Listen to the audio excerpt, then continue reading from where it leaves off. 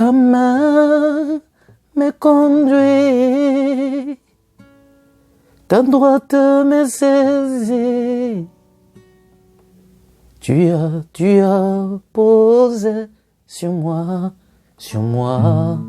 tu as posé ta main. Bien-aimés de Dieu, chers frères et sœurs en Christ, nous vous saluons avec joie, avec amour. Après pratiquement un mois, nous reprenons avec nos méditations. Et aujourd'hui, je vous invite à méditer avec nous le psaume 138. Ta main me conduit.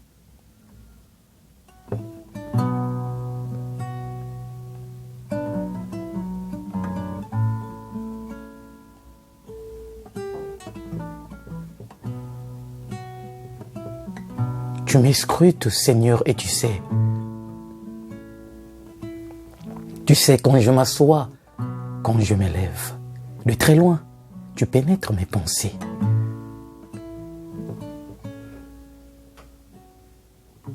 Que je marche ou me repose, tu le vois, tous mes chemins te sont familiers.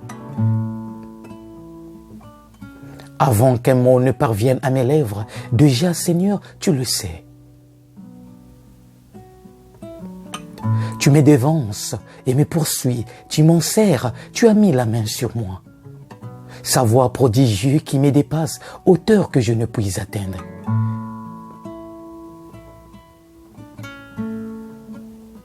Où donc aller, loin de ton souffle? Où m'enfuir, loin de ta face?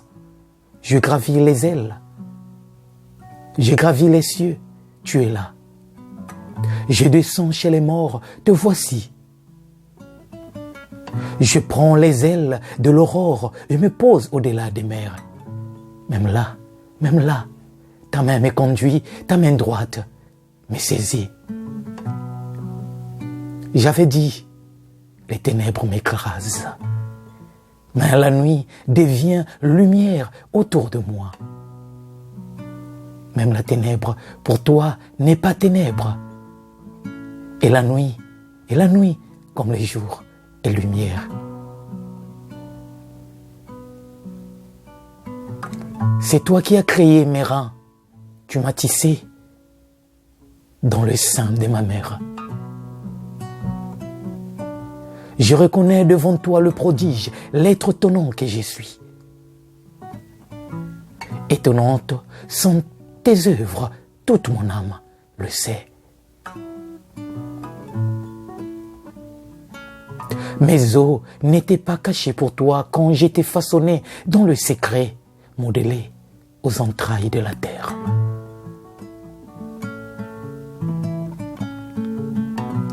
J'étais encore inachevé, tu me voyais, sur ton livre, tous mes jours étaient inscrits, recensés avant qu'un seul ne soit.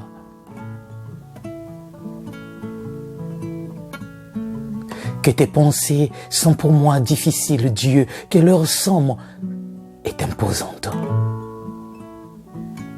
Je les compte plus nombreuses que le sable. Je m'éveille et je suis encore avec toi. Scrute-moi, mon Dieu, tu sauras ma pensée, éprouve-moi, tu connaîtras mon cœur.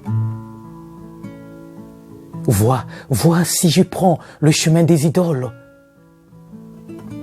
et conduis-moi sur le chemin d'éternité.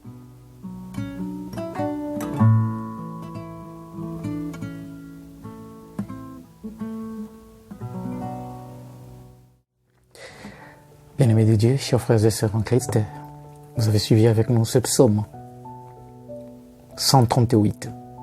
Il a 24 versets. Très court, on dirait, mais suffisant pour nous inviter effectivement à rentrer dans ce que j'ai voulu évidemment vous proposer comme méditation, à rentrer dans la présence de Dieu et à laisser Dieu être au milieu de nous et cultiver en nous la conviction que Dieu est toujours présent, Dieu chemine toujours avec nous. Et ce psaume nous montre qu'effectivement, il s'agit là de la présence de Dieu qui est permanente. Une présence qui ne fait jamais défaut. Dieu chemine toujours avec ses enfants. Et permettez-moi pour notre méditation de vous proposer 3 petits arrêts. Le tout premier arrêt, c'est celui que nous avons intitulé « L'émerveillement dans les œuvres de Dieu ».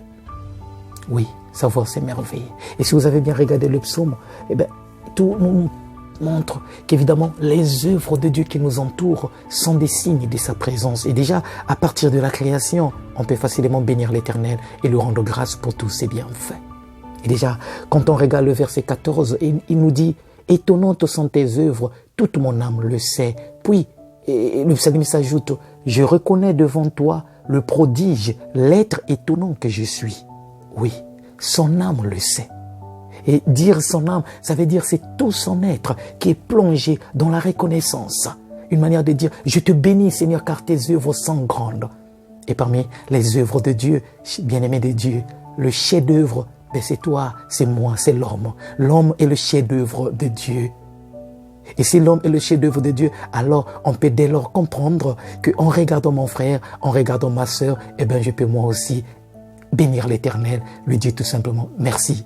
En regardant ma propre vie, je peux bénir l'Éternel. Et le psalmiste, au psaume numéro 8, le dira très bien. Avoir les cieux ouvrages de tes doigts, la lune et les étoiles que tu fixas, qu'est-ce que l'homme pour que tu penses à lui? Le Fils de l'homme pour que tu en prennes le souci. Tu l'as voulu un peu moindre qu'un Dieu, le couronnant de gloire et d'honneur. Voilà. Et donc là, le psalmiste au psaume 8 fait évidemment écho de l'émerveillement de Dieu pour rendre grâce à Dieu pour tant de merveilles et surtout pour la créature que nous sommes, l'homme créé à son image. Bien-aimés de Dieu, apprenons à rendre grâce à Dieu. Apprenons à dire merci. Apprenons à nous émerveiller devant tant de merveilles qu'il ne cesse de nous accorder. En regardant tout simplement la nature, en regardant mon frère, en regardant ma sœur, nous avons là des signes concrets de la présence de Dieu, de l'émerveillement. Et moi, ma vie est une merveille. Alors, je peux dire à Dieu, merci.